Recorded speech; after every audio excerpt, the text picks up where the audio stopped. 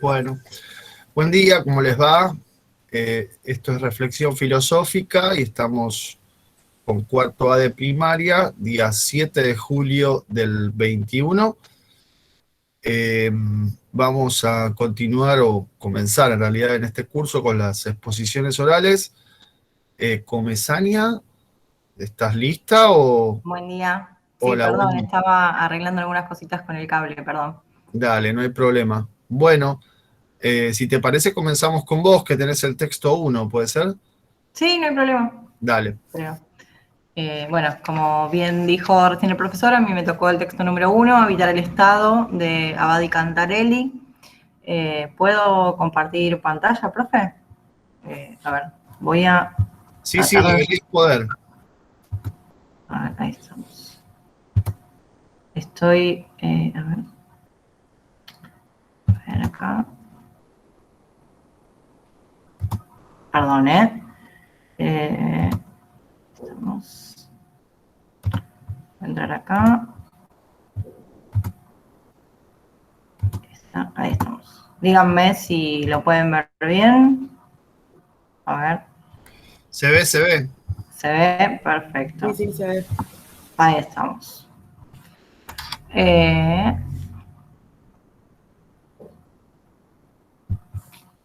Estamos ahí. Ahí mejor todavía. Perfecto. Voy a interrumpir. Ustedes díganme, no, se cayó, ¿no? ¿O lo ven? Ahora cambiaste de pantalla, pusiste la que estamos todos La que con. estamos nosotros, ¿no? Pero Claro. porque me deja, a ver, perdón. Porque me lo hace, ahí está, me lo hace compartir desde, ¿cómo se llama esto? Directamente desde el Drive. Entonces, ahí estamos. Ahí está. A Lo ver. voy a hacer desde acá como la clásica. Bueno, igual mientras tanto, mientras que comparto, les voy comentando acerca del texto. Dale. Es un texto que habla justamente de el habitar el Estado. Para ser sincera, cuando lo comencé a leer, me costó un poco esto de entender que era habitar el Estado. O sea, porque uno cuando habla de habitar entiende esto de, bueno, formo parte y yo habito mi casa, habito un lugar. Entonces, ¿cómo habito un Estado? ¿Qué es el Estado para que yo lo pueda habitar? ¿Cómo lo voy a habitar? En ese sentido, lo que justamente plantean los autores es que hay un interrogante, es justamente cómo lo ocupamos al Estado. Y por otro lado, lo que plantean también es quiénes habitan ese Estado y cómo es esa manera en la que lo habitan. Yo me quedo con la explicación sencilla de la palabra. Habitar es formar parte, ¿sí? No, al empezar a leer el texto uno se da cuenta que tiene que ver con eso, no más ni menos que, que con formar parte de algo. Bien, a ver, ahora voy a compartir, si es que me deja, porque ahí estamos. Bien, ¿qué ven ahora? ¿Qué ven ahora? Vayan diciéndome. Ahora se ve perfecto. Bien, ahí estamos. Pero te adelantaste, puede ser. No, ahí estamos, ahí estamos. Todo rápido, todo rápido. Ahí está. No voy rápido, no voy rápido. Ahí estamos. Bueno, lo voy a tratar de hacer así porque no me las deja agrandar, pero bueno. Ahí sí se ve. Perfecto. Bueno, justamente lo que decía es que el principal interrogante que plantea este texto es cómo ocupar el Estado en épocas de desprestigio, habla.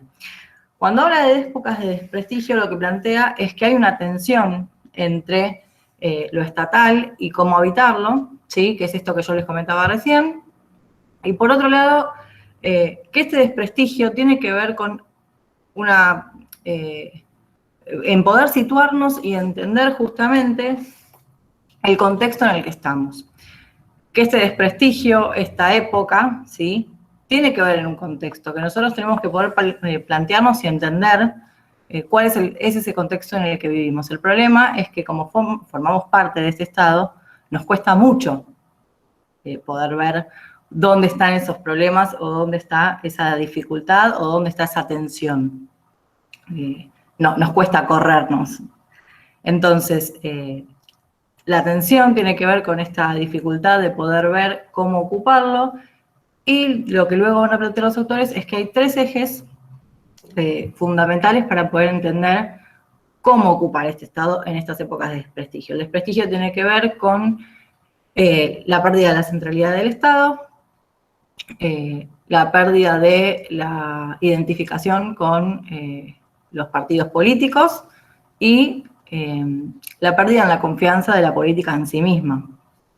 Yo acá también lo que puse, bueno, es que quienes ocupan el Estado es lo que va a plantear el texto también, y tiene que ver con los agentes del Estado. Los agentes del Estado son aquellas personas que cumplen una función, ¿sí? Tanto sea en la planificación, como en la organización, como en la ejecución de alguna política pública. En menor o mayor medida, todos aquellos que forman parte de una política pública son agentes del Estado. El texto hace referencia sobre todo a los docentes, ¿sí? Que menciona que los docentes son agentes del Estado. Pero bueno, en mayor o menor medida, todo aquel que tenga una responsabilidad en función de una ejecución de política pública es un agente del Estado. Ahí vamos. Bien. Yo voy cambiando a ver si me ven. ¿Sí? ¿Me ven? ¿Me escuchan? Todo bárbaro, sí. Perfecto. Bueno. Luego lo que comenta el texto es esto de la crisis, yo lo puse acá, la crisis de la construcción política actual. En principio, ¿qué implica ocupar un espacio? Que es más o menos lo que yo les venía hablando, esto de habitar un espacio. En sí, habitar un espacio u ocuparlo genera siempre tensiones, como comenté, pero también un conflicto. Esta tensión tiene que ver con que cuando uno, ¿sí? Ocupa un espacio, ¿sí? Es un proceso complejo porque tiene que ver con distintos cambios, con los procesos históricos que se van dando, ¿bien? Y que requiere de procesos y de distintas operaciones que uno va realizando y va entendiendo cuando está ocupando ese espacio. Y sobre todo, se hace más complejo cuando ese habitar tiene que ver con el Estado, no un espacio cualquiera, ¿sí? Es poder habitar este espacio. Bien, que tiene que ver con el Estado, como bien dije. Lo cual obviamente genera obstáculos, genera desafíos, genera dificultades, y lo que va a plantear el texto es que la manera de entender este habitar el Estado, como bien dije recién, tiene que ver con ejes de análisis. La pérdida de centralidad del Estado, el desprestigio de la política y el debilitamiento de la identidad político-partidaria. El problema está en que también hay que reconocer lo que mencionan como la escasez de pensamiento estatal. Yo recién mencionaba esta dificultad que tenemos como para reconocernos en contexto, reconocernos formando parte. También tenemos que pensar es que hay una escasez de pensamiento estatal, hay una escasez de pensarnos como agentes de Estado, cuesta ese posicionamiento, por lo cual hay dificultades de darnos cuenta de este mundo estatal. Y empiezan a circular entonces otros discursos que no tienen que ver con la estatal y que empiezan a formar parte y a tomar el lugar de lo que el Estado debería ocupar, digamos. El primer punto que plantean es esta pérdida de centralidad como primer eje de análisis, que tiene que ver con algunos puntos que son el proceso de transformación y crisis, la muerte del Estado, las fuerzas que impugnan lo representativo del Estado y la subjetividad aestatal. El proceso de transformación y crisis tiene que ver con que el Estado se encuentra en constante transformación, y esa transformación, toda transformación produce crisis. En este caso lo que mencionan es la crisis por el debilitamiento de lo que es el estado de bienestar. Ahí aparecen justamente otras fuerzas que van a tratar de tomar ese lugar del Estado, que va a ir corriéndose de ese estado de bienestar, y van a disputar el poder. Las fuerzas que van a aparecer tienen que ver con lo más ligado al mercado, al comercio, a a lo corporativo. Perdón un cachito, ahí está. No, un segundito. No puedo, perdón que justo se levantó mi hijo. Y, perdón. Bueno, como decía, tiene que ver con esto de que empiezan a circular otros discursos que van a tomar el lugar del Estado. El Estado pierde la posibilidad de formar ciudadanos, empieza a perder la legitimidad para formar subjetividades y aparecen estas fuerzas que tienen que ver con lo corporativo, con lo, como dije, con lo mercantilista, que van a ocupar ese espacio. Van a empezar a aparecer los discursos de consumo, la lógica de consumo, la lógica de la ganancia, para ocupar este Estado que el Estado ya no se encuentra en condiciones de controlar. Bien. ¿Estamos hasta ahí? Yo voy marcando acá. Sí, por ahí más que controlar, digamos, para decirlo por la positiva, garantizar los derechos mínimos, ¿no? Salud, trabajo, educación, vivienda. Exacto. De manera universal. Eso era un poco lo que se descompone del estado de bienestar, esta idea de asistir y de generar condiciones para que todos estos derechos se cumplan. Exacto. A ver, perdón, acá estamos. Bien. Sí, justamente tiene que ver con el Estado garantizando derechos, formando parte e involucrándose. Cuando aparece la lógica liberal y neoliberal, lo que plantean es que el Estado se tiene que no involucrar y el que tiene que regular es el mercado. Y ahí se hacen fuerte, bueno, después lo dice también el texto, más adelante en nuestro país, en la época de los 90, con el neoliberalismo y Menem y demás, toda esta fuerza de que el Estado se tiene que correr porque lo que el Estado es pérdida, la política educativa es pérdida, la salud es pérdida.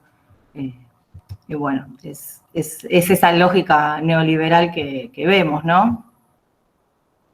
Pero, a ver, ahí estamos. Bien. Entonces hablamos de la transformación y de la crisis.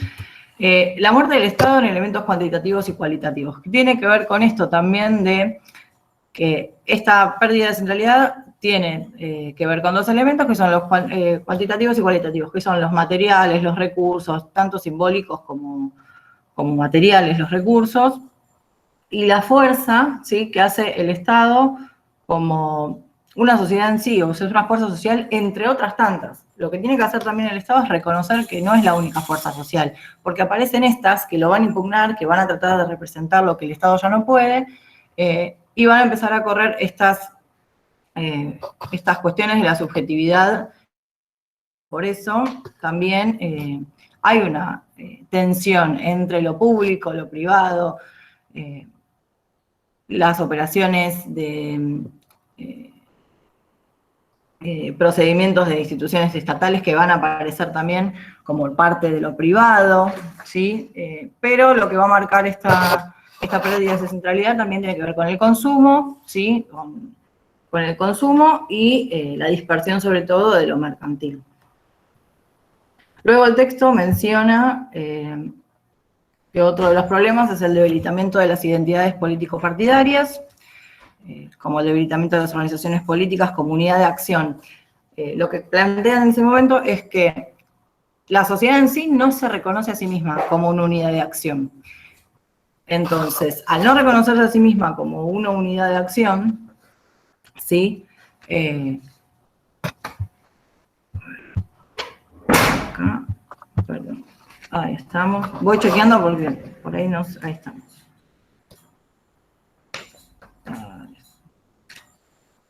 Bien. Se me colgó ahí. Bien.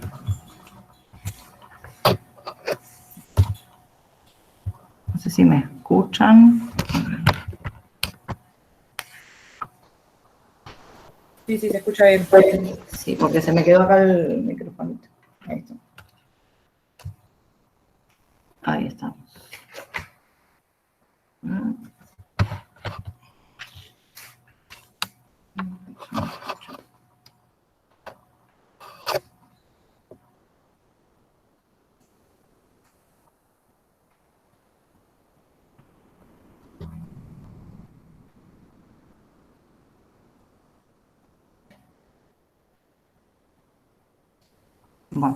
a ver, ahora sí, ¿no? ¿Me escuchan bien? Perdón.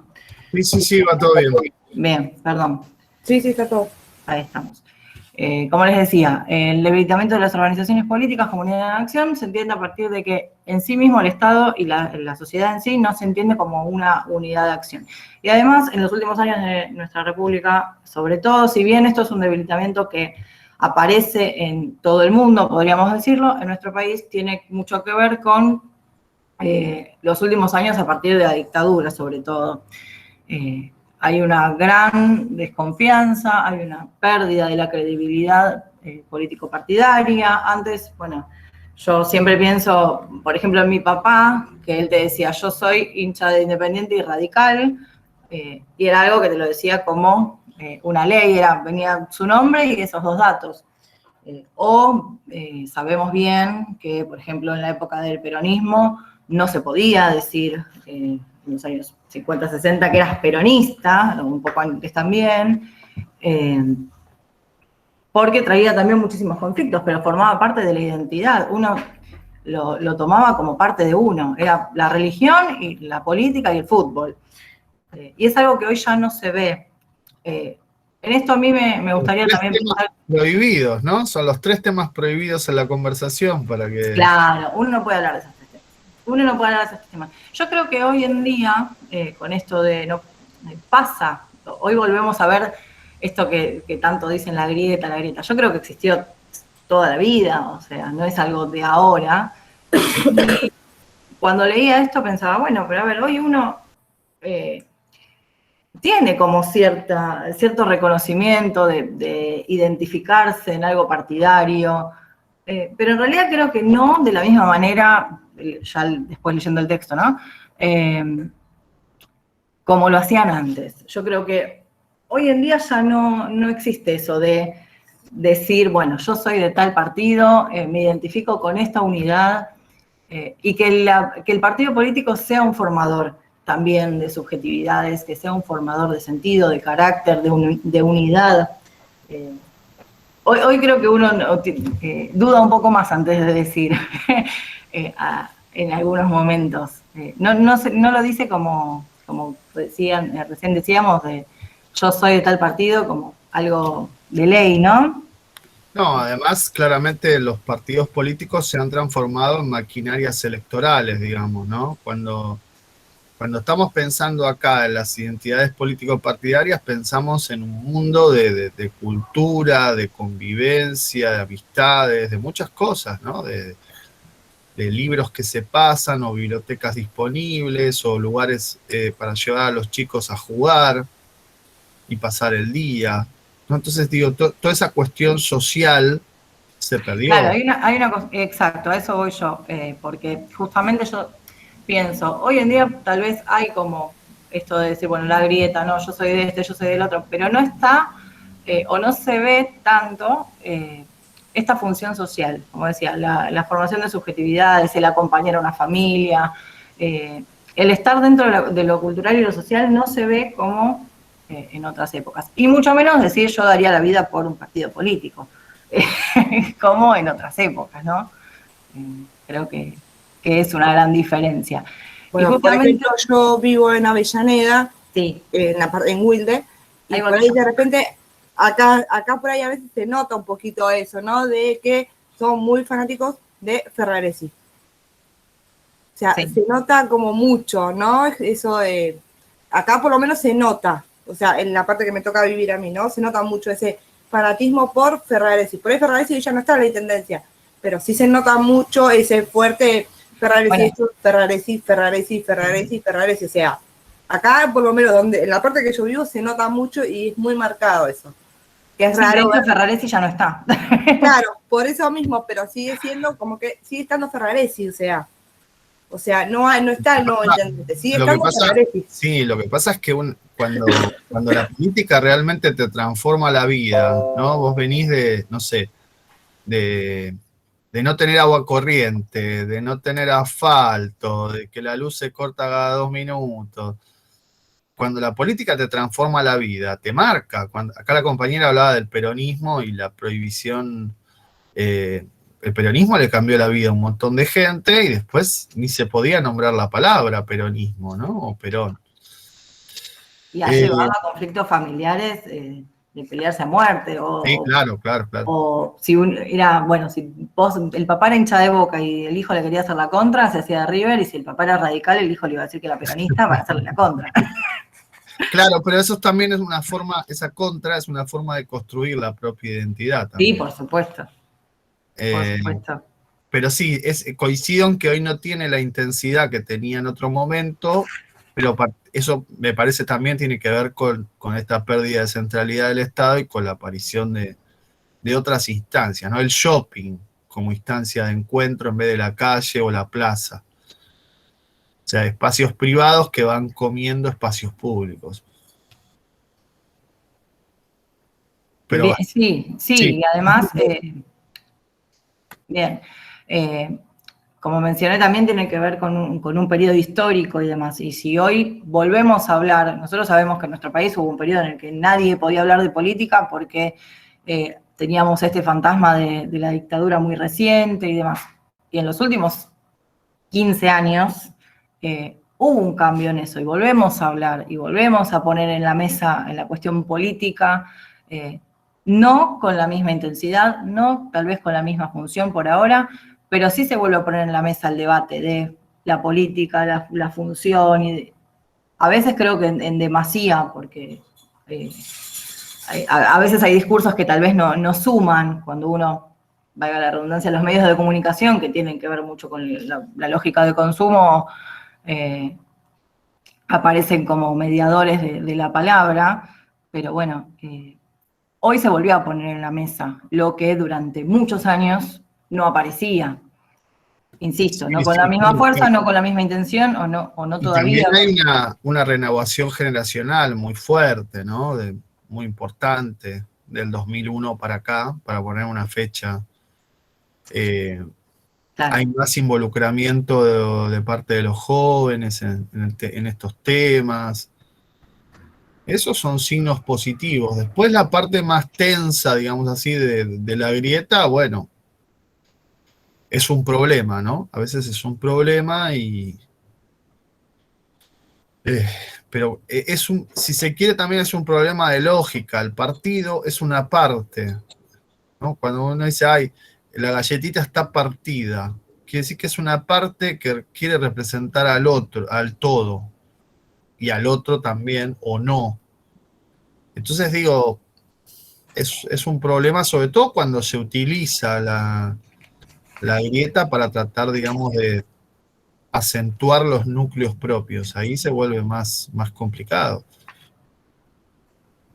Porque el Estado involucra a todos, los que están de un lado y los que están del otro.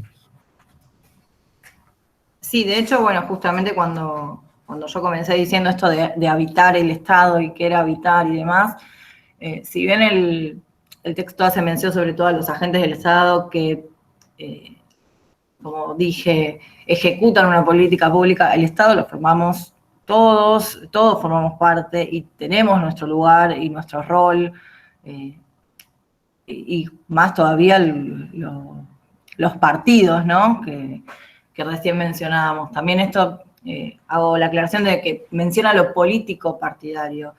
Y hoy es común también escuchar, no, porque ¿qué tiene que ver con este debilitamiento del Estado y la pérdida de centralidad? No, yo no soy político, soy apolítico, o yo no me interesa ninguno. Tiene que ver con el que se vayan todos, con la no confianza y demás. Pero el ser humano es un ser político. Las acciones humanas son acciones políticas. El hacer o no hacer y tomar esa decisión es una decisión política.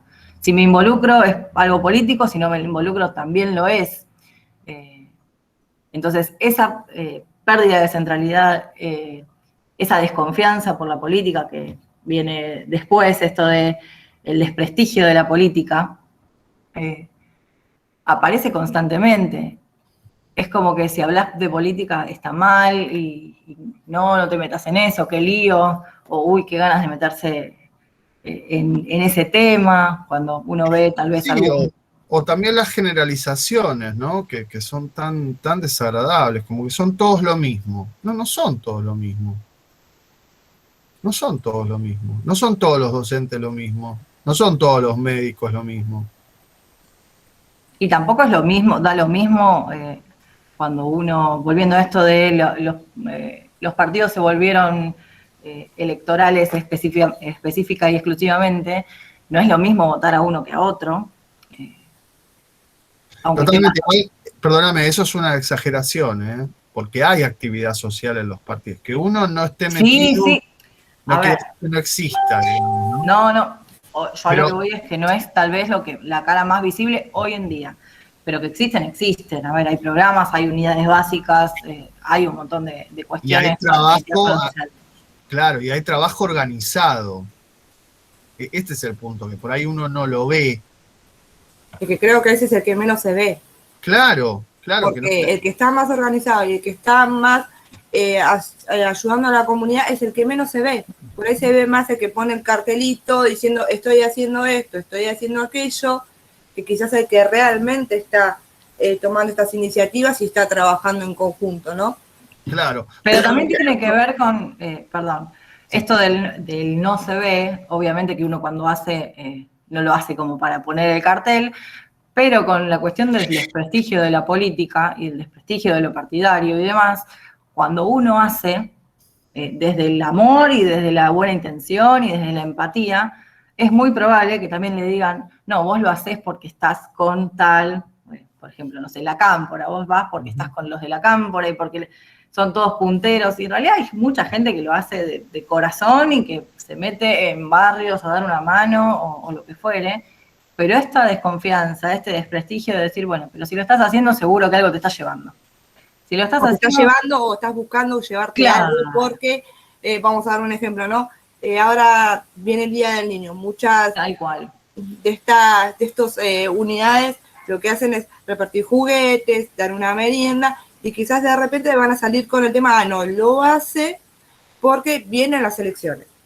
Entonces por eso empiezan a repartir juguetes y por ahí de repente son actividades que se hacen durante todo el año y se hicieron durante todos los años. Pero Sí. quizás ahora se empiezan a notar más diciendo, no, o sea, o la gente lo empieza a mirar como diciendo, lo hace por tal y tal motivo. Y de repente si lo hacemos nosotros con una fundación somos buenos. O sea, hacemos lo mismo, ¿eh?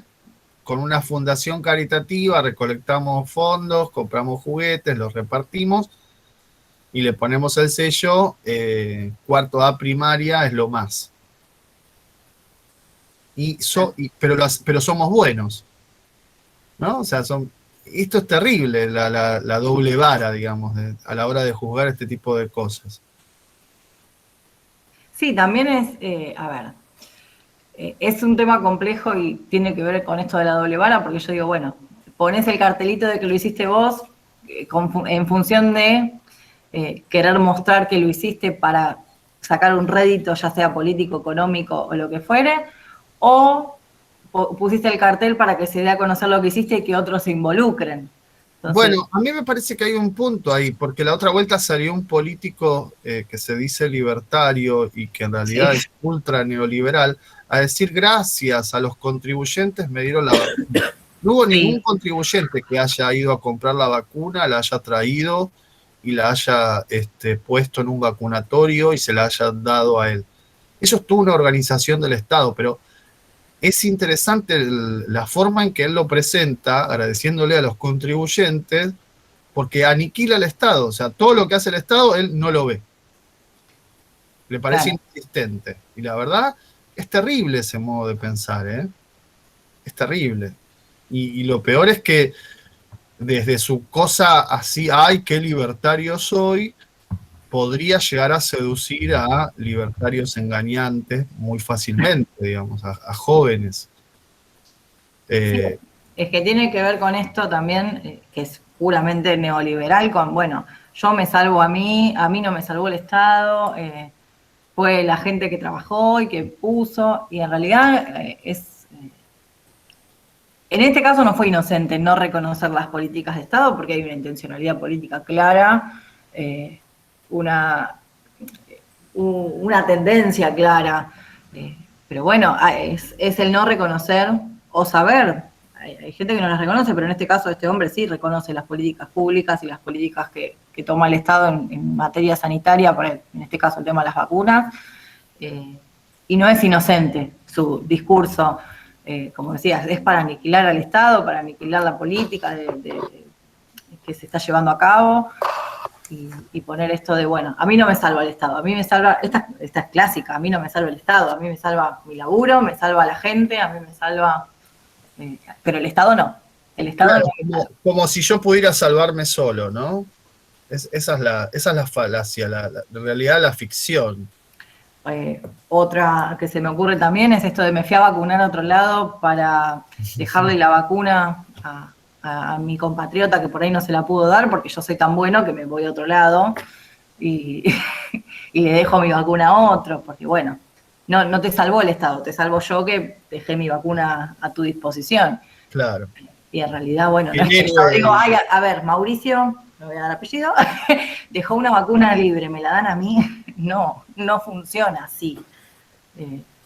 Pero bueno, tiene que ver con este desprestigio que hay y con la falta de confianza que no es de ahora, viene forjándose, como dijimos, hace años, viene desde la época de la dictadura, se acentúa en el 2001, hubo un periodo en el que tal vez hubo más calma, post-2001, pero bueno, esta grieta hace que también el periodismo de guerra es un periodismo de guerra y es una política de guerra en la cual constantemente uno tiene que estar desmintiendo o justificando o investigando cosas.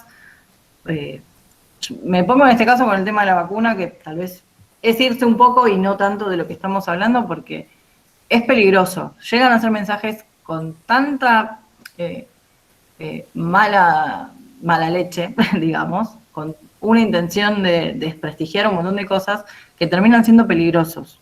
Sí, yo coincido con vos, y además como lo insólito se vuelve cotidiano, entonces deja de ser insólito, ¿no? Es decir, ¿desde cuándo todos nos volvimos especialistas en vacunas? Nos hemos dado 20 vacunas en la vida, jamás estuvimos examinando de dónde vienen, cuánta eficacia, cuánta comprobación, etcétera, etcétera. O sea, ¿qué componentes son efectivas? O sea, no, o sea, yo no tengo ni idea. No porque viene de Rusia, no porque viene de China. Jamás jamás. Sí, nunca se vio una cosa así. Pero yo creo que hay un dato histórico que es interesante para completar un poco la perspectiva del libro que se detiene en el 2001. Hay un dato que es interesante del siglo XXI en sí mismo. Vos decías recién, después del 2001 tranquilo, ¿no? Como que un tiempo tranquilo. ¿Y dónde se empieza a poner complicada la cosa? ¿O cuándo se empieza? Y cuando se empiezan a tocar intereses milenarios, diríamos, ¿no? Centenarios, por lo menos. Papel prensa, por ejemplo. Claro, el conflicto del campo, la ley de medios, las AFJP, digo, hay toda una cantidad de hechos puntuales que desatan el conflicto y lo llevan a términos de la grieta, ¿no?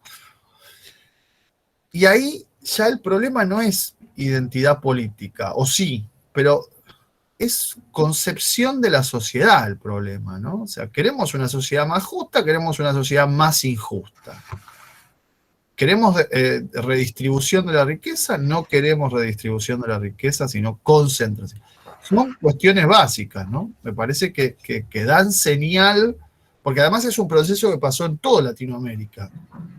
Digamos, todos los gobiernos que intentaron hacer reformas importantes terminaron con problemas o tuvieron que atravesar muchos problemas. Bueno, eso tiene que ver con, como decía bien, el desprestigio de la política, pero con la utopía técnica y la utopía moral. Esto de, bueno, venimos de este posicionamiento de víctima, de, bueno, el Estado no me da, tengo que no reconocer lo que yo también tengo que hacer, ¿no? Pero esto de, bueno, el Estado, la democracia, en una utopía técnica va a funcionar de la mejor manera, va a seguir un montón de pasos que van a ser perfectos en su ejecución y van a venir a hacer el salvataje de todo esto malo que veníamos desde la dictadura, 2001 y demás. Esta moralidad de decir, bueno, todos los malos se van, todos los corruptos se van, los echamos a todos, que se vayan todos.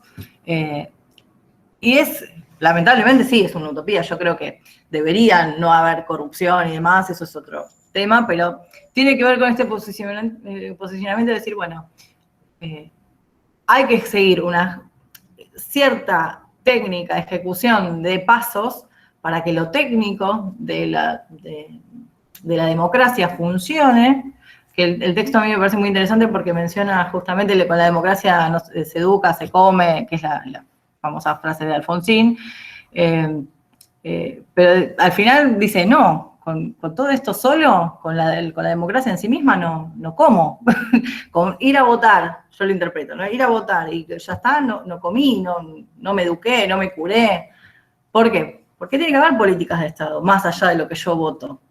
Si el Estado no funciona, si no hay políticas públicas que acompañen, no me voy a curar sola, por ejemplo, con el tema de las vacunas.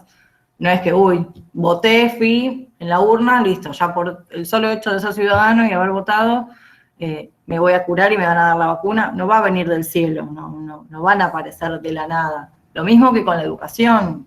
Sí, una cosa ahí para que no quede tan mal. ¿Ustedes tuvieron a Lucarelli? Sí. Ah, bien. Bueno, Lucarelli creo que estaría de acuerdo con lo que... Hay un contexto en el que Alfonsín dice eso, ¿no? Y hay como un sentido que es, con la democracia hagamos todo, sin la democracia no hagamos nada. No hagamos nada.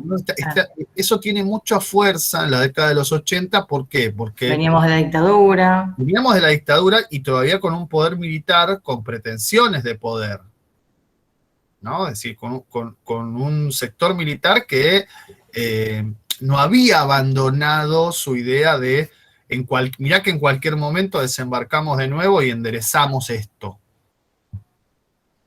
¿no? Entonces, la frase de Alfonsín lo que les está diciendo es, con ustedes no, poder militar se acabó, se terminó. A partir de ahora, lo que hagamos bien o mal, lo vamos a hacer con la democracia, ¿no? Esa es un poco la marcación de terreno.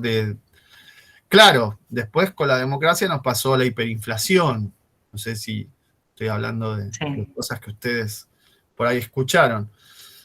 Y ahí es el caos. La hiperinflación es como la inflación de ahora, pero hiper. O sea, enloqueciente, que vos vas a comprar una cosa a la mañana, y vas a las 2 horas, vale otra cosa, y así. Y cuando cobras el sueldo, no te alcanza, ni para comprar en la verdulería. Digamos, también eso, tanto la frase como el tema de lo que sucedió después con, en este caso, la hiperinflación, también tiene que ver con el contexto y lo que había venido pasando, porque veníamos de una política y una economía durante la dictadura que fue un desastre. Claro. Más allá, saquemos, que es imposible, ¿no?, dejarlo de lado, pero la parte del terrorismo de Estado y el genocidio y demás. La parte económica fue un desastre. Sí. La parte política fue un desastre. Entonces, arrastrar eso... Con efectos, eso, con arrastre. Claro. Porque se llama, hay un peso de arrastre, como una bolsa de 30, 40 kilos que vos llevas encima, que no se ve, se llama deuda. Exacto, la deuda que deja Martínez de Oz es importante. Entonces hay un arrastre y hay un contexto también, no es que, bueno, a ver, tampoco pensemos que no funciona la democracia porque, después de la dictadura no nos fue bien económicamente. A ver, eso es algo que tal vez muchos lo piensen o no, porque lamentablemente todavía se escucha este discurso de con los militares y en la dictadura estábamos mejor. Se escucha, pero se escucha lamentablemente y hay que ponerlo en discusión, porque sigue pasando. Se escucha, se sigue notando. Se escucha lamentablemente. Y Entonces, lamentablemente sí. lo tiene que poner en la mesa y discutirlo, porque, bueno, te dicen, no, mira, al final, no sé, volvió la democracia y también en lo económico no nos fue. Sí, eso también es parte de la utopía técnica, ¿no? Claro. Es decir, un poder no político puede resolver lo que el poder político no puede resolver. Que trae aparejado después, bueno, esta incursión del Estado, que justamente después de Alfonsín, que llega Menem, es lo más neoliberal que habíamos tenido, y justamente pone al Estado como una empresa, como lo que es el marketing y demás, y bueno, ya sabemos también cómo nos fue en esas épocas. Pero bueno, lo mismo, veníamos de una hiperinflación en la época de Alfonsín, y en el primer gobierno de Menem podemos decir, pero estaba el 1-1 y estábamos, no sé, bien. Yo siempre digo, bien el que tenía, porque el que no tenía, por más que estaba todo 1-1, no comía. A ver. Exactamente, sí. Pero justo casualmente el otro día estábamos acá en mi casa y decíamos, el kilo de pan salía 1 peso y el kilo de helado salían 2 pesos. Y yo decía, pero a ver, ¿cuántas personas podían comprar 1 kilo de pan? El sueldo del docente en el 90 era de entre 250 y 400 pesos. Claro. Y Entonces, la jubilación de 150. La jubilación era de 150. Entonces está eso también de decir, bueno, veníamos de una hiperinflación, llegamos al 1-1, pero ese 1-1, que yo siempre digo, nunca fue un 1-1, porque esa moneda que venía sobrando termina después siendo la debacle que vino después. Entonces, siempre hay un contexto, siempre hay un año anterior, 2 años mirando para atrás y decir, ¿qué pasó antes para llegar a esto? Tal cual. Y está esto de la utopía técnica del Estado que se tiene que correr y va a ser la empresa la que me va a salvar. Pero bueno, el Estado no es una empresa, no se puede manejar como una empresa. No lo es. Vamos redondeando, Comesaña, ¿te parece? ¿Te quedó algo más por mostrar, por decir? No, las conclusiones como para cerrar. Bueno, esto de pensar la ocupación estatal como un problema político, como bien dije antes, lo político no es solamente ir a votar y decir soy partidario de, sino que nuestras decisiones y nuestras acciones son decisiones políticas, porque somos seres humanos, los seres humanos somos políticos, y la manera en la que decidamos ocupar el Estado es un problema y una decisión política. Esto de la necesidad de formar subjetividades tiene que ver con que el Estado perdió esa capacidad y son las empresas, las corporaciones las que hoy ocupan ese rol, como decíamos, el shopping como lugar de encuentro o la fidelidad a una marca y no a un partido político. Y la escasez de pensamiento estatal sobre la ocupación actual, que tiene que ver con esto de que nos cuesta mucho posicionarnos como agentes de Estado, como personas que habitamos el Estado, y al no poder hacerlo y no corrernos de ese lugar, lo que hacemos es no poder entender el contexto en el que estamos. Y al no entender ese contexto en el que estamos, no podemos problematizar sobre lo que estamos viviendo, sobre la realidad que atravesamos. Así que bueno, no sé si alguien cerramos acá o algo más. Bueno, yo comenté un montón, así que si alguien quiere comentar también, va a ser bienvenida. Bienvenide. Hay para seguir charlando un montón, pero Sí, la verdad es que Pero Alejandra podemos nos espera, tener ¿no? horas, pero la verdad es que no, es terrible, pero sí hay mucho para argumentar, comentar y hablar entre todos, ¿no? Me parece a mí. Lo bueno de todo esto es que está muy cerca de lo que hemos vivido también, ¿no? O sea, es algo de lo cual sabemos, podemos incluso, si no, por cuestiones de edad, indagar, preguntar, ¿no? A nivel familiar, más allá de qué sé yo, las simpatías partidarias o de concepción del Estado, digamos así, podemos, es la historia reciente, lo que estamos hablando es de historia reciente que además tiene mucha repercusión en la actualidad. Sí, por eso son temas candentes esto. son temas candentes y sobre todo son temas que, por ejemplo, si lo pensamos, hace un ratito nombraron a Lucarelli, desde el ámbito de ciencias sociales, y lo que tiene que ver con efemérides y demás, son cuestiones críticas porque no hay cómo abordarlo. Son tan recientes y son heridas tan abiertas todavía, como decíamos, lamentablemente todavía escuchamos a gente que habla en pos de la dictadura más allá de lo que sabemos que pasó. Entonces, son cosas tan heridas tan abiertas que tenemos todavía que es difícil saber por dónde ir, por dónde tratarlos. Y con esto pasa lo mismo. Sí. Hay que analizarlo, pero en pos de que es algo reciente, que es algo que Es algo todavía le reciente. estamos dando la vuelta. Por supuesto, lo señalábamos, ¿no? Son como las dificultades de tratar de entender el contexto contemporáneo, más que la gente que dice esas cosas, que hace tiempo que las hay, digamos. A mí me preocupan los historiadores, ¿no? O sea, conozco historiadores de primer nivel que a la hora de analizar la actualidad toman un partido muy claro, se ponen en un lado muy claro y son los que están escribiendo la historia reciente. Y esos después van a terminar en los libros de textos, ¿sí? Dentro de 10, 20, 30 años, cuando todo, sigamos no sé en qué, esos historiadores van a terminar volcando sus prejuicios, sus ideas, sus concepciones en libros de textos que van a terminar en la escuela. Ahí es donde realmente me preocupa y por eso me parece tan importante discutir, más allá de que no tengamos mucha precisión sobre el contexto actual, pero por lo menos discutirlo y no dejar que venga un historiador después a mentirnos sobre cosas que nosotros mismos vivimos. Bueno, pero ahí también, pensando de acá a futuro, acá a 10 años, cuando esos libros se publiquen, está en nuestro rol y en nuestra función docente poder problematizarlo y poder cuestionar y lograr que el alumno de manera crítica entienda que se escribió en un contexto político, social, económico y con un interés determinado. Yo creo que nosotros cuando leímos libros de primaria, hoy estamos problematizando, por ejemplo, que las mujeres formaron parte de los procesos revolucionarios. Y yo en mi primaria jamás leí quién era, no sé, Juana Zurduy, por Claro. nombrar una de las más conocidas. Jamás.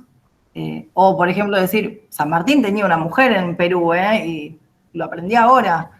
Si yo en primaria, hace 20 años, me decían que San Martín tenía otra mujer en Perú y que era revolucionaria, no me lo hubiese creído y me hubiesen dado un golpe a la familia, que era como, ¿cómo San Martín tiene otra mujer? ¿Cómo? Y allá es la ídola. Pero bueno, es también nuestra función reconocer eso y poder brindar herramientas que permitan reflexionar y ser críticos ante lo que estamos leyendo. Sí, sí, tal cual, tal cual. Bueno, ¿alguien más que quiera hacer algún comentario, observación?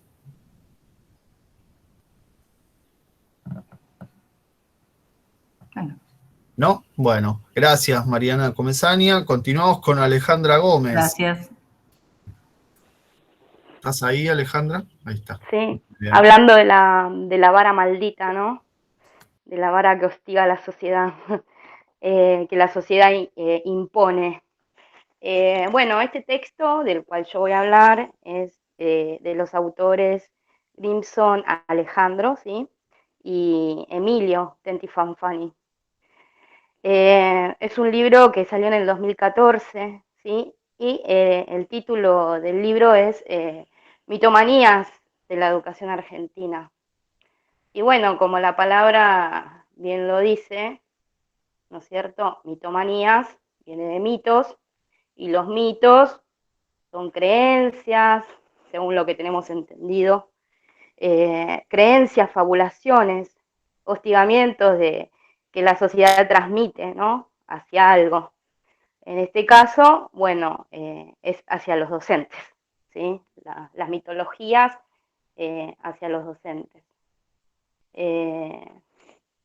Bueno, puedo llegar a decir que como que la sociedad es muy injusta y siempre generaliza mucho todo, ¿no es cierto?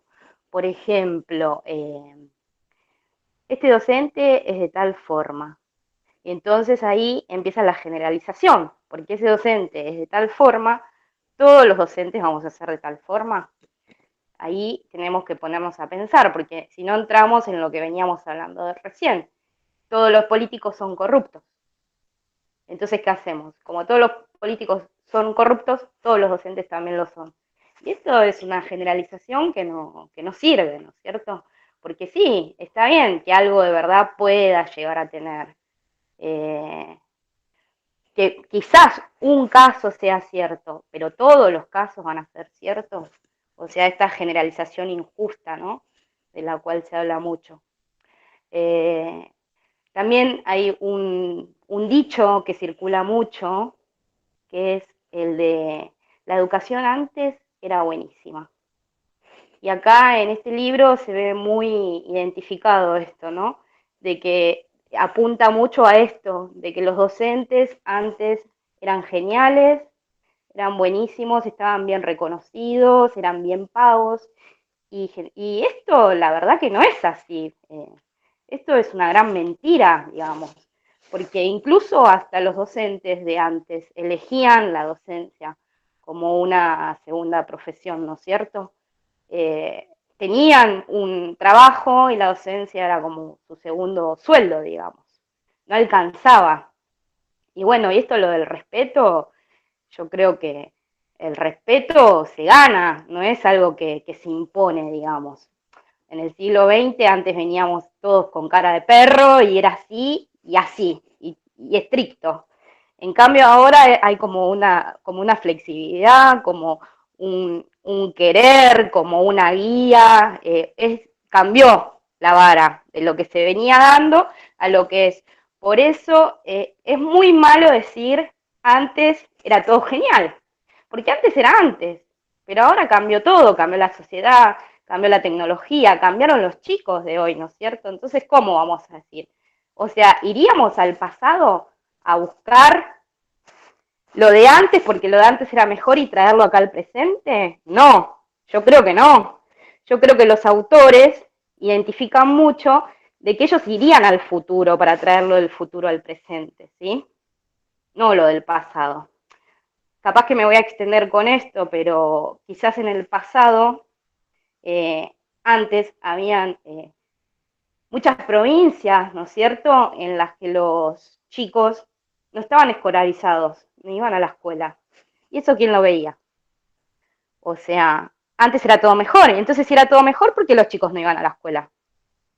Y bueno, Tal cual, o si no también que no terminaban la escuela, ¿no? Ese sería como un problema que está al lado del que vos señalás. claro. Entonces, a eso se lo identifica mucho con el ahora, porque ahora sí van a la escuela, ahora sí están dentro de las instituciones. Pero ¿qué hacemos con eso? Con el acceso, ¿no? Porque el punto central del libro habla de este acceso a las instituciones, ¿sí? De esta democratización que había hacia el acceso, ¿no es cierto? Y ahora que los tenemos a todos adentro, ¿qué hacemos? ¿Cómo generamos el conocimiento? Los tenemos adentro, pero ¿qué hacemos ahora? ¿Tienen el conocimiento una vez que están acá dentro de la institución pública, una vez que llenamos las educaciones secundarias, primarias, los terciarios? Ahora, los alumnos, ¿están con el conocimiento que realmente tienen que tener? Porque está buenísimo, sí, generamos acceso, los ingresamos a las instituciones, pero ¿y el conocimiento, que es lo más importante? ¿Cómo lo generamos? ¿No es cierto? Ahí está una de las preguntas centrales. Otra de las preguntas centrales es si la sociedad no prestigia, ¿no es cierto? Nosotros, ¿vamos a dejar de hacer lo que tenemos que hacer porque la sociedad es injusta? Como docentes, ¿dejaríamos de hacer lo que tenemos que hacer porque estamos marcados por la vara? Y bueno, ahí pueden llegar a venir las dos visiones, ¿no? Como la visión del docente creativista, productivo, flexible, y como la visión del docente negativista, que va a decir, yo hasta acá voy a hacer, porque si total, mi sueldo lo voy a tener todos los meses. ¿Y eso sirve de algo? O sea, para la sociedad, para los chicos de hoy, ¿sirve este conductismo que no lleva a nada, o sea, es un libro, es una marcación de un currículum y nada más. Yo creo que de ahí, como docentes, nos tendríamos que extender, ¿sí? Que de hecho, si yo ejerzo es lo que hago, porque ya ejercí y es lo que hice, y poner nuestros puntos de vista, más allá de que tenemos un diseño curricular, más allá de que tenemos libros de textos para utilizar, nuestro punto de vista y nuestras visiones son fundamentales, ¿no? A la hora de enseñar. También hay un poner del cuerpo muy impresionante, porque, por ejemplo, yo trabajé en villas, ¿sí? En villas, en varios periféricos de las villas de Dock Sur. Villa Inflamable es una de las villas en las cuales yo hice trabajos, trabajé todo el año 2019 ahí, y me encontré con una sociedad muy caritativa, muy flexible, muy comunicativa, muy flexible con el docente, pero con niños con hambre. ¿Sí? Con niños que no tenían que ponerse para vestirse, con niños a los que le teníamos que llevar los útiles, con nenes que llegaban y no tenían un cuaderno para escribir. Entonces, todas esas cosas es un poner el cuerpo constante, que a veces también uno tiene que hacer la flexión de decir, bueno, hasta acá me involucro, porque daña, ¿no? Como que daña. Y ahí venimos con el tema que menciona el texto, o en sí como que lo hace, lo pone en prueba, de por qué hay tantas carpetas psiquiátricas en la docencia, ¿no? Y bueno, ¿y qué creen ustedes? ¿Por qué hay tantas carpetas psiquiátricas en la docencia? Es mucho, bueno, acá también vamos a tener la mirada negativa y la mirada positiva. Es mucho lo que estoy diciendo, lo que dije anteriormente, la mirada positiva del gremio, de la corporación, de nosotros, del poner el cuerpo, y la mirada negativa, como siempre, de la sociedad, que va a decir, nada, se piden licencia psiquiátrica porque necesitan estar de vacaciones, necesitan licencia para todo el año, entonces lo mejor es una licencia psiquiátrica, ¿sí? Bueno, creo que me extendí con ese... Me gusta mucho el punto que estás tratando,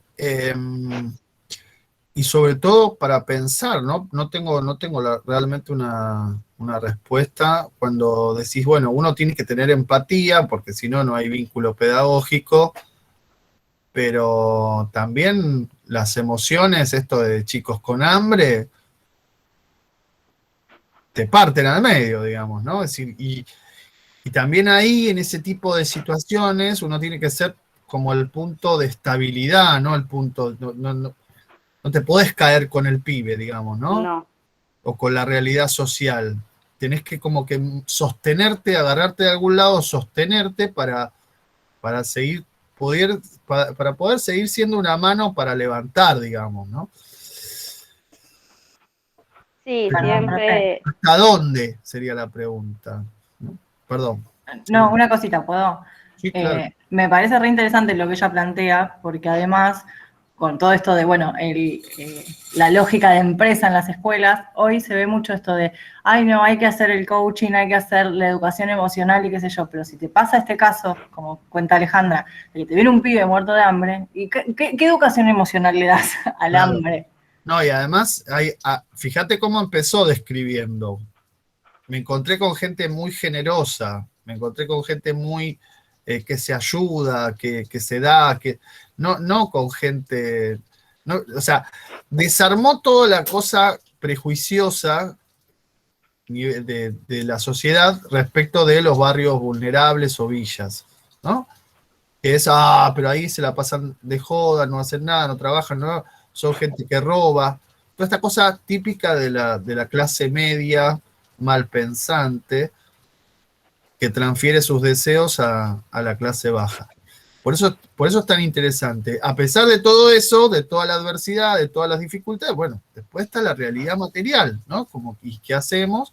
¿Y qué hacemos con nuestras emociones frente a eso? Pues no somos máquinas, somos gente de carne y hueso, ¿no?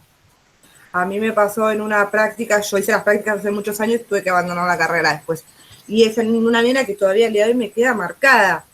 Era una nena de segundo grado y se la notaba como muy carente de cariño, de afecto, y vos la querés ayudar, pero no tenés las herramientas, y tampoco podés ponerte en un rol que no podés, porque te están observando, te están mirando la profesora de práctica, te están mirando los directivos como diciendo, vos venís a dar clases y hasta ahí, y es muy difícil, porque se notaba que esa nena necesitaba cariño, y creo que es una nena que me marcó muchísimo, porque es el día de hoy que me sigo acordando de ella cada vez que vuelven estos temas, ¿no? Sí, y es un nene, es una nena, es algo que tenemos como que cuidar, ¿no? Sentimos como, tendríamos que cuidar, ¿no? Pero ¿hasta dónde podemos hacerlo? ¿Dónde ya no?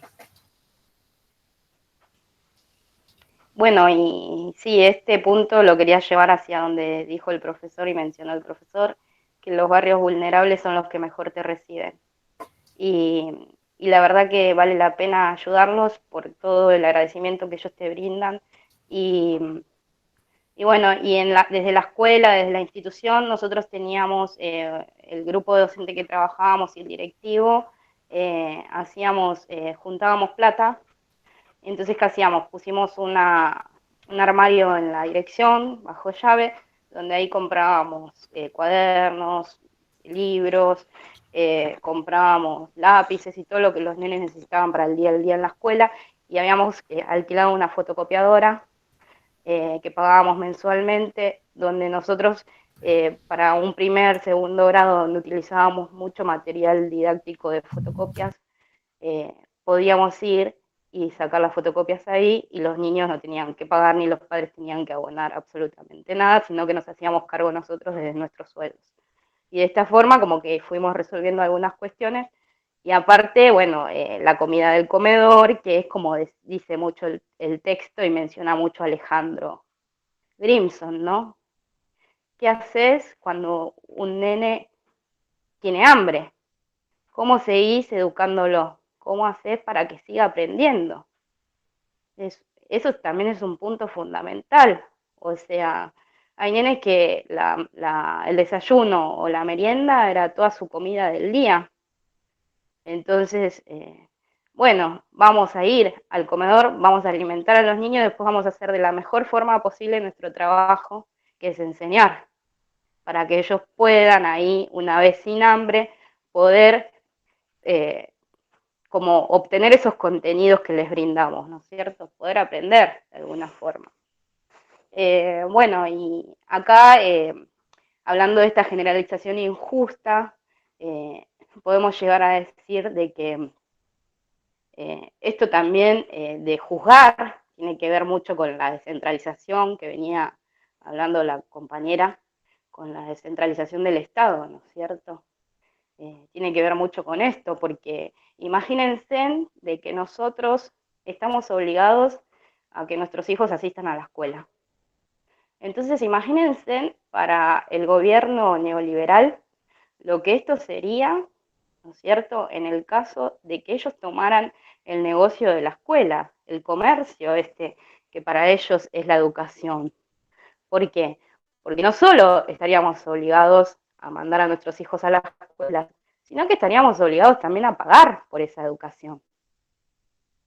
Entonces esto para los neoliberales, como para el gobierno neoliberal y el mercado, sería como un golazo, ¿no es cierto?, porque se llenarían los bolsillos de plata. Y ahí es donde todas estas situaciones que quedan libres por el Estado, estos huecos que quedan libres por el Estado, son los que quieren ocupar y tratan de ocupar estos mercados, esta forma neoliberal que existe, ¿no es cierto? Y, por ejemplo, ahí empieza el negocio con la salud, empieza el negocio con el trabajo, empieza el negocio con la educación del cual venimos hablando, ¿sí? Bueno, si mal no recuerdo, creo que hay una provincia en el año 99 que no tuvo clases en todo el año. No me acuerdo qué provincia es, no sé si usted, profe, se acuerda. Bueno, esta provincia que no tuvo clases en todo el año, decían no, porque los docentes son unos vagos. Esto lo menciona mucho, este ejemplo lo menciona mucho el autor, ¿sí? ¿sí? En una de sus conferencias, que los docentes son todos vagos, porque no laburaron en todo el año. Pero ¿qué pasa? ¿Por qué no laburaron en todo el año? ¿Se pusieron a pensar por qué estos docentes no laburaron en todo el año? Y bueno, estos docentes no laburaron en todo el año, porque no les pagaban el sueldo, porque en todo el año no le pagaron el sueldo. Entonces, ¿qué hace el gobernador de la provincia? El gobernador de la provincia, a fin de año, muy gentilmente, saca un decreto. El decreto de otorgarles el título primario, secundario a todas las personas que ese año no fueron a la escuela y no cursaron. Entonces, una genialidad, porque ¿qué pasa? Yo como docente no estoy acá para dar el saber, para que aprendas de lo que yo te tengo que enseñar, que yo tengo para que vos adquieras los conocimientos, sino que yo estoy acá nada más para otorgarte un título. No importa que no hayas venido en todo el año a la escuela. Yo te lo otorgo y vos te vas feliz de la vida. Sería como algo así, ¿no? Una injusticia total, pero bueno, es un Ahí caso podemos, real. Alejandra, plantear también el tema que creo que está sobrevolando lo que vos decís, que es el tema de la calidad educativa. ¿Cómo se mide la calidad educativa, no? Claro, y cómo se mide la productividad, ¿no es cierto? Porque, ¿qué pasa? Con un examen, como dicen, bueno, ahora voy a entrar a ese tema de los mitos y ahí lo vamos a ver a ese tema. Pero con un examen, ¿puedo evaluar o medir la calidad educativa o la productividad del docente? Me parece que no. Y entonces ahí el autor menciona mucho que esto es un tema de autoevaluación, ¿no es cierto? No un tema de un examen. Pero bueno, como somos súper criticados, siempre necesitamos estar expuestos a un examen o a una capacitación, y ahí viene otra vez el comercio, ¿sí? El comercio del mercado. El puntaje, chicos, es algo terrible, porque vos estás ahí en el acto público, no sé si alguna de las chicas estuvo en algún acto público, y es algo terrible porque nos agarramos de las pestañas a ver quién tiene más puntaje, quién tiene menos puntaje, qué curso puedo hacer, qué curso puedo pagar para poder tener un puntaje más para poder conseguir un cargo. Y ahí está todo el comercio, ahí entró el comercio y no hay forma de quitarlo del medio.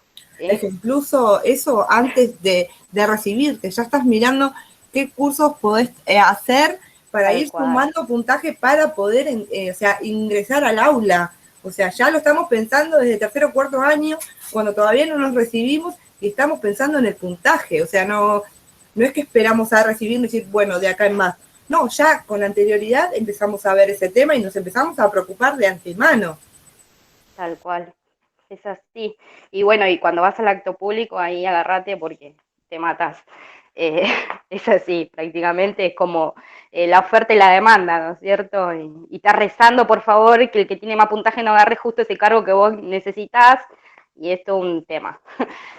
Bueno, y ahí O que en ese llueva como ahora para no tener, también, que para no que no vaya vaya nadie. nadie y se produzca un vacío en la lista y te toque, digamos, ¿no? Mira, vas a acordar un día que llovía torrencialmente, yo tengo un 504 viejo y por los agujeritos que se tapan del desagote me llovía para adentro, me fui igual, me bañé en el auto, me bañé afuera, me fui igual y agarré el cargo que quería. Es así, es tal cual. No va nadie cuando llueve, chicas, aprovechen. Hay que Bueno, tenerlo en y cuenta entonces. Vamos a tenerlo en cuenta. O sea, cuando llueve hay que ir al acto público sí o sí. sí, Gran, Con gran, las botas, gran con dato. todo, vamos. sí, Sí, gran sí, sí. dato. En bote, aunque sea en bote, pero hay que llegar. Claro, hay que llegar, no importa. Sabes qué cargo vas a tener seguro. Seguramente que sí. Bueno, y entonces ahí entró todo el mercado y ya se influyó en todo lo que es la educación y no hay forma de que esto surja, ¿no es cierto? Bueno, en lo que plantea también el texto vamos a tener los mitos positivos, ¿sí? Y los mitos negativos. Eh, Obviamente que la gran mayoría de los mitos van a ser los negativos, como venimos hablando. En los positivos quizás podamos incluir a el docente Superman, que menciona el texto, ¿no? Como que es muy flexible, que acompaña mucho, que resuelve, que es un docente que resuelve todas las situaciones que se le presentan. ya sean familiares, de violencia, de conducta, todas las situaciones que se le presentan las resuelve. Que es muy compañero con sus pares, ¿no es cierto? Con sus pares es muy compañero y con sus directivos también acompaña mucho. Pero esto a la larga, en un momento, como que trae una brecha, es decir, no, hasta acá, ¿no es cierto? También tiene como una imposición de decir hasta acá llegué, porque no somos, la realidad es que no somos Superman. Por más que querramos ser Superman, nunca lo vamos a hacer, no vamos a poder con todo. Eso es como una fabulación de que podemos con todo y hacemos todo solos, porque en realidad este trabajo no es solo una persona, este trabajo es en equipo. De hecho, cuando hacemos una planificación, tenemos una conducción directiva, ¿sí? Entonces, no tiene tanta verdad. Pero bueno, lo ponemos en los mitos positivos, ¿sí? Por cómo se identifica este docente. Luego vamos a tener... Y además hay que tener cuidado con el tema de la frustración, porque después si uno cree que puede, y después se da cuenta que no, viene toda una frustración terrible. difícil de levantar, claro. Y creo que Tal lo cual. otro también que por ahí no, es como que el otro está mirando tu intención. Lo hace por tal motivo o lo quiere hacer por otro tal motivo. Y ahí volvemos a lo que hablaba la compañía antes de esa politización todo el tiempo, ¿no? Sí, Porque claro, por ahí claro. uno lo hace con un sentimiento de que le sale naturalmente, que lo quiere hacer realmente para ayudar, y por ahí tenés al otro que te está mirando y te está mirando y diciendo, no, por ahí lo está haciendo con tal o tal intención. Sí, sí, sí. Sí, bueno, esa mirada negativa, la competitividad en la escuela la vas a tener siempre. Siempre vas a tener alguien que te acompañe y alguien que te deteste por lo que vos haces, porque la envidia siempre es muy frecuente entre los pares y es ¡Guau! ¡Qué lindo tema! Me siento un periodista pero para. ¡Qué lindo tema acaba de aparecer! Me encanta, pero yo coincido, no hay que darle importancia. Pues si le das no, importancia a eso, es como lo que decía de reconocimiento social, ¿no? O sea, si le das importancia a eso, te va a consumir, digamos, ¿no? claro, te desgasta mucho, ¿viste? La institución, el ingresar a una institución, vos ya tenés que saber que va a implicar esas cosas y esas situaciones, y la idea es no enganchar. Coincido. Se Y termina Alejandra, dentro de los mitos negativos, para ir desgastada y no va a redondeando, servir. porque se nos va las 2 horas ya. Bueno, dentro de las negativas, ahí, a eso íbamos. Sí, por favor. Dentro de los mitos negativos vamos a tener lo que falta es vocación, ¿no es cierto? Es algo muy presente todo el tiempo. Entonces, vamos a pagarles por su rendimiento, vamos a pagarle a los docentes por su rendimiento. Porque aparte tienen muchas vacaciones, tienen vacaciones re extensas y no trabajan lo que tienen que trabajar. Y aparte hay que capacitarlos porque vienen de una educación que son nefastos, que no adquieren todo el conocimiento que tienen que adquirir, entonces es un poner a prueba al docente, ¿no es cierto?, para que eduque. Después hay que profesionalizar a los docentes, digamos. Entonces ahí aparece el tema que marcábamos antes de los cursos, de las capacitaciones, del mercado, del puntaje, ¿sí?, en esta profesionalización hacia los docentes. Otro punto es los docentes se están proletarizando. ¿Qué quiere decir esto, proletarizando? Que se están volviendo obreros, ¿sí? Se están volviendo obreros. ¿Por qué se están volviendo obreros? Porque creen que cualquiera con un buen diseño curricular o que cualquiera con un buen libro de texto puede estar al frente de un aula y puede dar una clase. Y esto no es real, porque si no los invito a que venga cualquiera de los que dice esto y que se pare al frente de 30, 35 alumnos en un aula y que me diga si realmente puede dar clases con el diseño curricular y un buen libro de texto. Bueno, pasó esto en la pandemia con los padres que quisieron dar clases. Tal cual. Ojalá, ojalá, Bueno, ojalá hayan registrado bien ese momento de todos somos educadores. O lo ha dicho profe también del lado de la política, ¿no? ¿Quién Que habla? estaban pidiendo personas Ah, para ser docentes en ese tiempo. los voluntarios, Los decís vos. voluntarios. sí. Exactamente. Bueno, está claro, está clarísimo, por lo que dice Alejandra, por lo que dice el texto, que los que hablan, todos estos mitos es por no conocer, por no meterse en la docencia, ¿no? Cuando te metes te das cuenta que es otra cosa. Ahora, la pregunta es cómo pensamos nosotros, cómo enojarse no sirve en esto, ¿no? Si nos enojamos porque la sociedad piensa todo esto, eh, no funcionaría, digamos. Pero ¿qué reacción les genera todos estos mitos negativos? Repudio, ¿no? Porque uno se esfuerza por hacer la profesión, por esmerarse en cada materia, por acceder en diferentes eh, modos de enseñanza al conocimiento y que te digan todo esto es como un repudio porque te hace sentir mal realmente. Y además el esfuerzo y todo lo que nos conlleva, ¿no? Porque tenés que tener la plata para para tener las copias, los tiempos. Algunos quizás no tienen hijos, otros sí, entonces tenés que acomodarte tus tiempos para poder realmente cumplir con todo, con las tareas, con el trabajo, entonces es como que eso tampoco se valora, ¿no? O sea, a ver, es cada uno, es independiente de cada uno, pero igual, o sea, no, no sé cómo explicarlo, ¿no? Pero Entonces, digamos, si uno trabaja, tiene que tener la tranquilidad, la buena conciencia de lo que está haciendo está bien. Es lo mejor que uno puede hacer en un contexto determinado, ¿no? Sí, porque entre los mitos está muy claro que esto es una ocupación muy poco prestigiosa para la sociedad.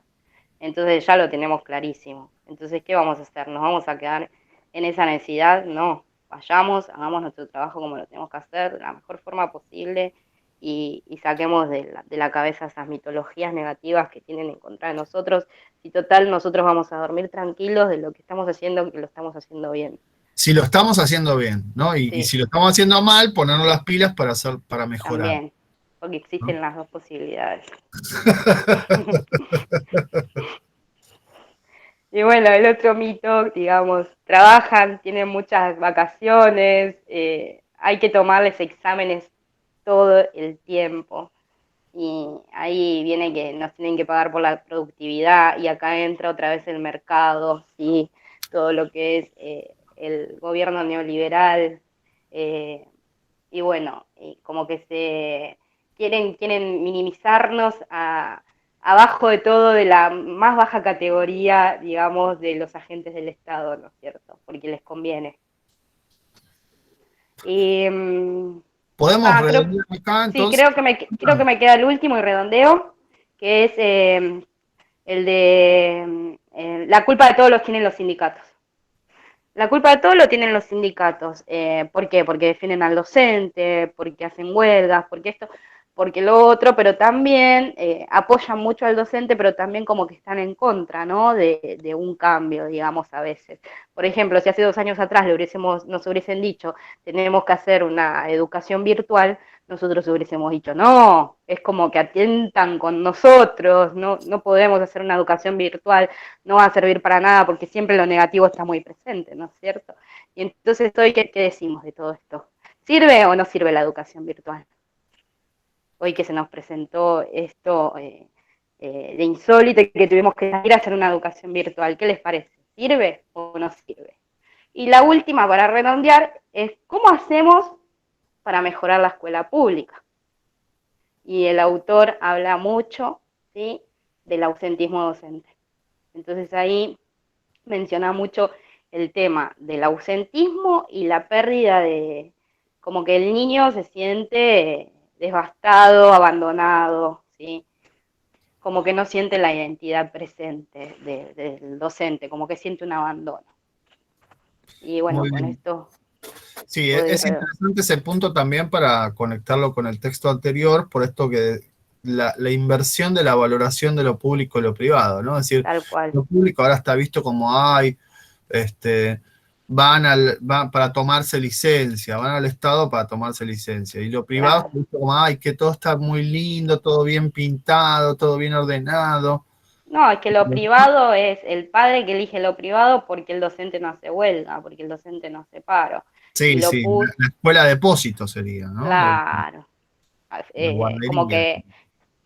que, esa es la realidad. De hecho, lo vivo mucho con una conocida que me dice, no, yo llevo a mi nena a la escuela privada porque ahí no hacen paro. Claro, es lo único, o sea, que no luchan por sus derechos, ¿no? Claro, pero ahí está la discusión de que todos, tantos privados como públicos, estudiamos en las mismas instituciones y utilizamos el mismo diseño curricular. O sea, la Sí, educación pública y igualmente, privada. me parece que, Alejandra, estamos en una institución pública. Si este instituto tuviera que cobrar una cuota, ¿cuántos podrían pagar una cuota? Tal cual. Y la verdad es que si yo tuviera que dar clase pensando que ustedes tienen que pagar una cuota, sería horrible. Sí. Pero bueno, me parece que necesitamos retransmitir un poco más este amor por lo público, por lo común, por la educación pública, pese a que muchas veces ustedes van a tener oportunidad de trabajar quizás primero en una institución privada. Bueno, yo no fue mi elección, yo no lo hice. Bueno, Yo, a veces está la necesidad y es entendible, es sí, entendible. sí, pero la necesidad, o sea, también es, en lo público, la necesidad del ya la vas a encontrar. Yo la encontré. Yo necesitaba ya salir y no me fui a lo privado, me fui a lo público, insistí en lo público y la pude obtener. O sea, es como una cuestión de insistir y no quedarse en el, no, me voy al privado porque enseguida agarro el cargo y me van a pagar. No sé, digo yo desde mi punto de vista. Bueno, muy bien. Muchas gracias, chicas. ¿Alguien quiere hacer algún comentario más? Si no, detenemos la clase acá y nos vemos la próxima. Y gracias a las expositoras les damos un aplauso simbólico. Gracias.